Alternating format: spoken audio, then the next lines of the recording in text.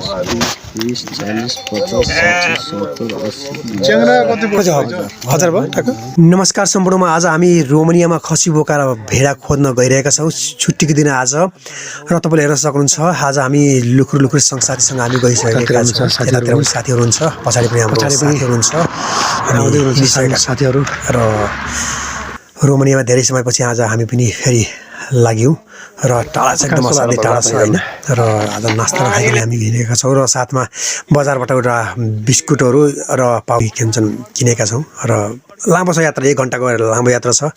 खाँदै खाँदै हामी हिँडिरहेका छौँ बाटोमा साथीहरूसँग। धेरै टाढा एकदमै लामो छ, हिँड्दा एकदमै थाकिन्छ एकदमै है। फाइनली हामी पुगि पनि सक्यौँ। हेर्नुहोस् भेडा कति छ, एकदमै बाख्रा भेडाहरू है, च्याङ्ग्राहरू छ रोमानियामा एकदमै। र आज हेर्दैछौँ अब कुन लाग्छ भने हामी यहाँ हेर्दैछौँ भेडा बाख्राहरू। उसले भन्दैछ 1200 भन्दा कम हुँदैन होइन। हामीले मिलाएर टाढाबाट आएका छौँ, फेरि पनि आइरहेको छौँ हामीले भनिरहेका छौँ है। र उसले एकदमै धेरै गर्म पनि छ, एकदमै वजनदार छ, लगभग यो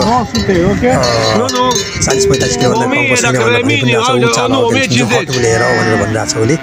हामीले भनिरहेको छौँ यो अलिक धेरै भयो, जे भयो जति भयो पनि 85 भएर यहाँ चाहिँ यो धेरै भयो, अलिक मिलाएको छ, रेट मिला भनेर भनिरहेको छ। उनी उचालो भनिरहेको छ है।